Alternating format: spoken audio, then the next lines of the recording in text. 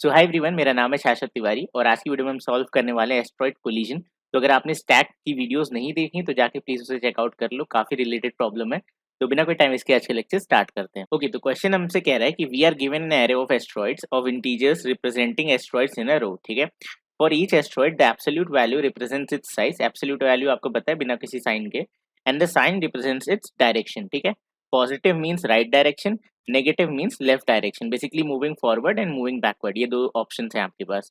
Each asteroid moves at the same speed. ठीक है, speed का भी कोई मैटर नहीं है। Find out the state of the asteroids after all collisions. ठीक है, आपको एस्ट्रॉइड्स के फाइनल स्टेट्स बताने जब सारे कोलिजन्स हो जाएं। व्हाट आर कोलिजन्स, वो अभी हम देखेंगे। If two asteroids meet the smaller one will explode. ठीक है, if both are of same size both will explode. ठीक है, ये बहुत इंपॉर्टेंट पॉइंट्स है। Two asteroid moving in the same direction will never meet.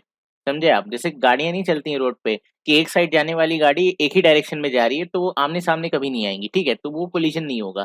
Collision कब होता है? जब कोई रॉन्ग वे आ जाता है। तो सेम यहाँ पे क्वेश्चन में भी इन्होंने समझाया है कि ये एस्ट्रॉइड्स कैसे हैं, 5, 10, 15। ठीक है, तो आप देखो 5 एंड 10 ये दो पॉजिटिव नंबर है, तो पॉजिटिव हमेशा राइट में मूव करेगा। एंड -5 आपका एक नेगेटिव नंबर है, तो नेगेटिव नंबर किधर मूव करेगा? लेफ्ट साइड में मूव करेगा।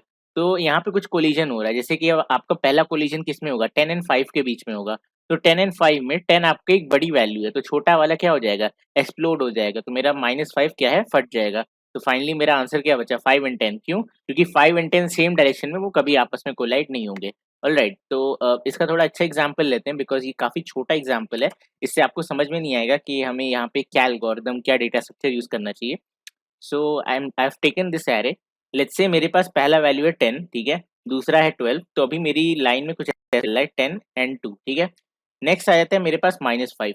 अब -5 अपोजिट डायरेक्शन में आ रही है, यानी कि पहले किससे कोलाइड करेगा? 2 से। ठीक है, अब 2 और -5 में बड़ी वैल्यू कौन सी है? अब आप बोलोगे 2 बड़ी है। ठीक है, अग्रीड। बट यहाँ पे इन्होंने बोला है कि इसकी जो वैल्यू है वो एब्सोल्यूट वैल्यू होनी चाहिए, मतलब बिना साइन के। यानी कि -5 की एक्चुअल में वैल्यू क्या है? 5। ठीक है, जो आपकी एक्सप्लोजन के टाइम पे वैल्यू देखी जाएगी वो उसकी एब्सोल्यूट वैल्यू है, because minus sign is only representing the direction. चलो, तो 5 एंड 2 में 5 आपका बड़ा है, तो एक्सप्लोड क्या हो जाएगा? ये 2 हो जाएगा। देन -5 अगेन आपके 10 से टकराएगा इस बार। बट 10 यहाँ पे क्या है? 10 एक बड़ा नंबर है 5 से, इसका मतलब इस बार ये -5 ही एक्सप्लोड हो जाएगा। ठीक है, तो अभी आपका स्टेट कैसा रह गया? 10। तो आपने देखा पहले इसने इस पे अटैक किया, फिर इस पे अटैक किया। ठीक है, यानी कि ये सीरियली अटैक कर रहा है। नेक्स्ट चलते हैं। मुझे मिल 4, ये क्या है? Positive number. ठीक है, तो 10 एंड 4 एक ही डायरेक्शन में जाएंगे, कोई प्रॉब्लम नहीं है। अगला मिला -10। अब -10 अगेन उल्टा आ रहा है, तो वो क्या करेगा? पहले 4 से टकराएगा, इसे एक्सप्लोड करेगा। देन -10 10 से टकराएगा। अब देखो दोनों की वैल्यूज बिल्कुल सेम है, 10 एंड 10, और एक पॉजिटिव है एक नेगेटिव है। और हमने अभी अभी क्वेश्चन में पढ़ा कि अगर दोनों की वैल्यू सेम है तो दोनों ही एक्सप्लोड हो जाएंगे। तो मेरा जो भी मैं आंसर अपना मेंटेन कर रहा था, दैट्स ओवर नाउ, कुछ नहीं है यहाँ पे। नेक्स्ट वैल्यू आती है 20। ठीक है, यानी कि अब मेरा अगला है 20।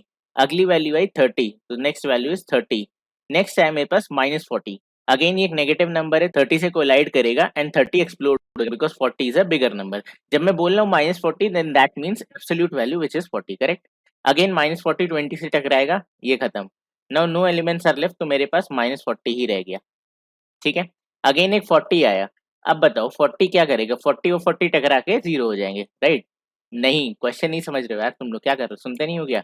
देखो, -40 तो यहीं पे आ गया। 40 कहाँ? 40 पॉजिटिव नंबर इस डायरेक्शन में है, नेगेटिव नंबर इस डायरेक्शन में। ठीक है, तो कभी आपस में टकराएंगे नहीं, यानी कि -40 and 40 will be your final state. ये इधर मूव कर रहा है, इधर मूव कर रहा है, इनका आपस में कोई रिश्ता नहीं है। ठीक है, so this is the question.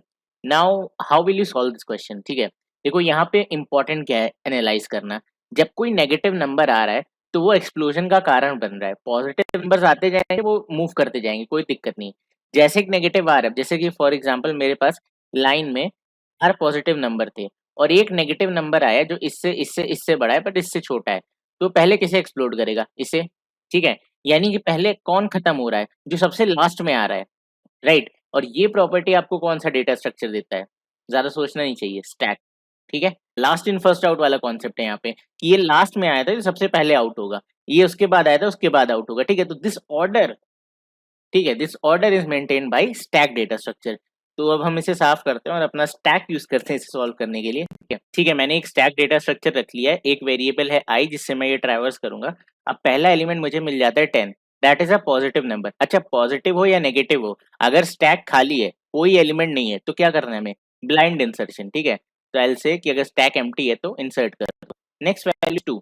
अब देखो स्टैक के टॉप पे क्या है, एक पॉजिटिव नंबर है और आपके पास आ भी क्या रहा है, एक पॉजिटिव नंबर आ रहा है। या दूसरी तरीके से अगर हम समझें तो अगर इनकमिंग नंबर पॉजिटिव नंबर है, लेट्स से यहाँ पे अगर -10 होता और इनकमिंग नंबर एक पॉजिटिव नंबर है, जैसा कि हमने यहाँ पे देखा था कि ये एक नेगेटिव नंबर ऑलरेडी था बट एक पॉजिटिव नंबर आया, so there will be no collision, right. अगर पॉजिटिव नंबर है टॉप पे और एक नेगेटिव नंबर आ रहा है तब आप कोलाइड करोगे। ठीक है, अभी तो ये जा चुके, राइट, इनकी डायरेक्शन उल्टी है बट ये अब निकल चुके, एक दूसरे को पार कर चुके। आप ऐसे समझो कि ये रोड थी, इस पे बंदा जा रहा था और ये जब यहाँ से पास हो गया तब ये 40 यहाँ पे आया। ठीक है, तो there is no collision, right. Okay, so वापस से इसे +10 बना देते हैं। बेसिकली अगर आपको पॉजिटिव नंबर है then that will be also a blind insertion. तो हमारे दो केस में ब्लाइंड इंसर्शन है, एक है पॉजिटिव नंबर और एक है एम्प्टी। ठीक है, दो ब्लाइंड इंसर्शन है, वहाँ कुछ नहीं कर सकते, वहाँ कोलिजन नहीं होगा। Next is -5। एक नेगेटिव नंबर आता है। अब देखो यहाँ कंडीशंस क्या क्या बनती हैं। आपका इनकमिंग नंबर मैं यहाँ लिखता हूँ। ठीक है, इनकमिंग नंबर क्या है, नेगेटिव है और स्टैक के टॉप पे दो दो पॉसिबिलिटीज थी, either it can be a positive और it can be a negative.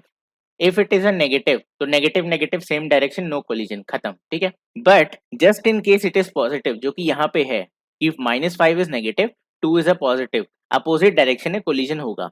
तो मुझे क्या करना है, इस इनकमिंग नंबर की absolute value, absolute value will be 5। अब मैं चेक कर लूंगा 5 एंड 2 में, ठीक है, क्या बड़ा है, तो 5 बड़ा है, तो 5 रह जाएगा, 2 आपका पॉप हो जाएगा।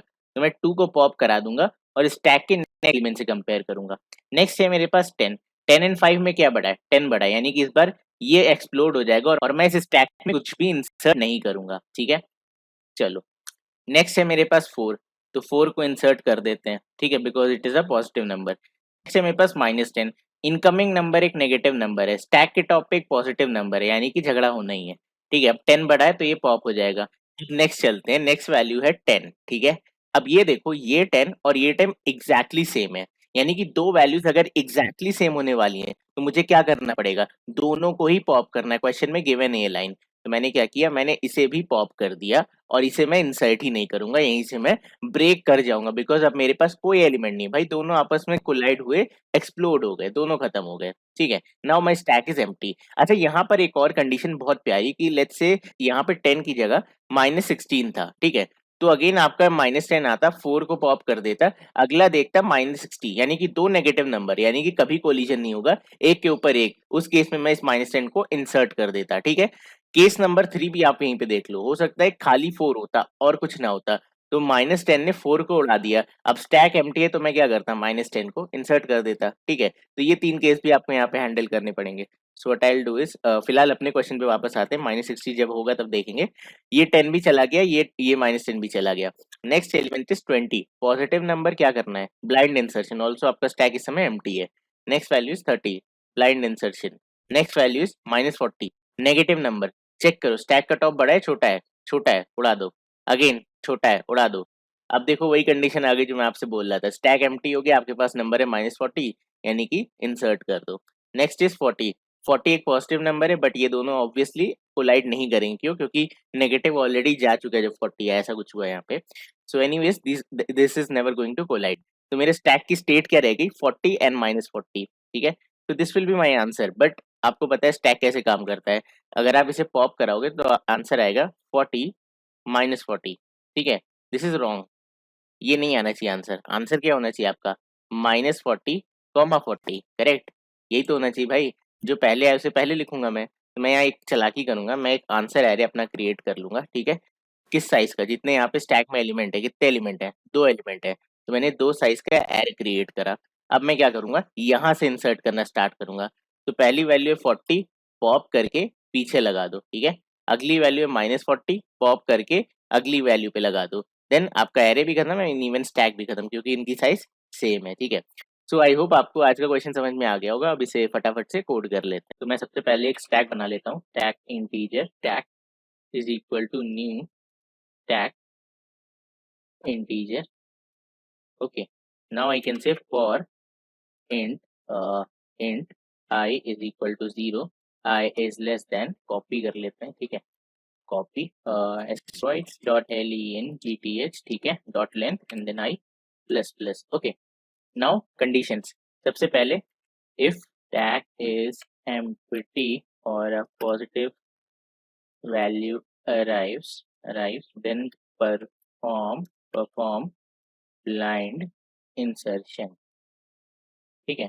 so what I have to do is कि if stack dot is empty or asteroids of I is greater than 0, ठीक है, then I can say greater than equal to 0। By the way मैंने एक चीज check नहीं की, एक second, क्या इसमें positive numbers, okay, asteroids can never be 0, ठीक है। तो या इट मेक्स सेंस बिकॉज वो किस डायरेक्शन में जाएंगे। तो if it is greater than 0 then we have to push into the stack, तो stack push asteroid of I, ठीक है। This is the blind insertion. Now else case क्या है, stack is not empty and you have received a negative number. तो negative number के case में आपको सबसे पहले चेक करना होगा कि वाइल, ठीक है, मेरा स्टैक डॉट इज एम्प्टी, ठीक है, नॉट लगा देते हैं यहाँ पे कि जब तक स्टैक आपका एम्प्टी नहीं है तब तक आपको क्या करना है। तो सबसे पहले इफ या मैं यहाँ पे एक टॉप वैल्यू ले ही लेता हूँ बिकॉज आई थिंक मुझे कई बार पीक करना पड़ेगा। तो top is equal to stack dot peek, ठीक है। ध्यान रखना मैंने पॉप नहीं करा है क्योंकि मुझे नहीं पता कि मेरे जो पीक से मैं नंबर निकाल रहा हूँ वो कहीं एक नेगेटिव नंबर ही तो नहीं है, तो मैं बार बार पॉप पुश क्यों करूँ, ठीक है। तो मैंने बस चेक किया, राइट।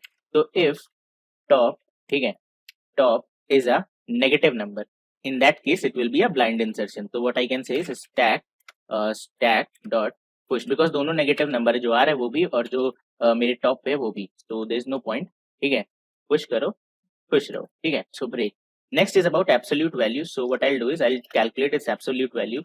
तो मैं कह सकता हूँ mod val, okay, is equal to math dot absolute abs of asteroids of I.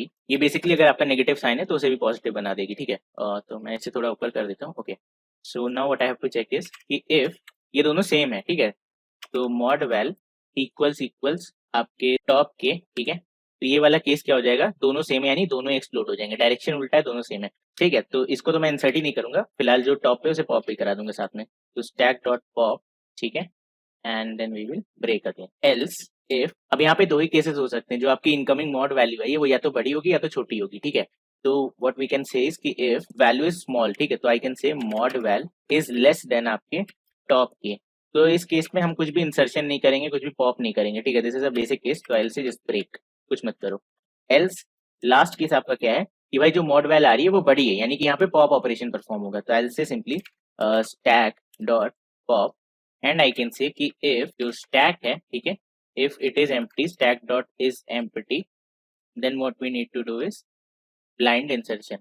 so stack dot push asteroids of I, ठीक।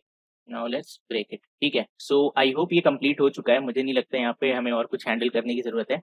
anyways तो ये फॉर लूप खत्म हो जाएगा। now I have to create my answer, so I can say int ans array is equal to new int आपके stack के size की, तो स्टैक डॉट साइज एंड अब हम इसे पीछे से फिल करते हैं। So for int i is equal to stack dot size को मैं कहीं निकाल ही लेता हूँ यार, int len is equal to cut paste, ठीक है, len, ओके। सो पीछे से फिल करना है, तो len -1 I is greater than equal to 0 and then I minus minus, ठीक है।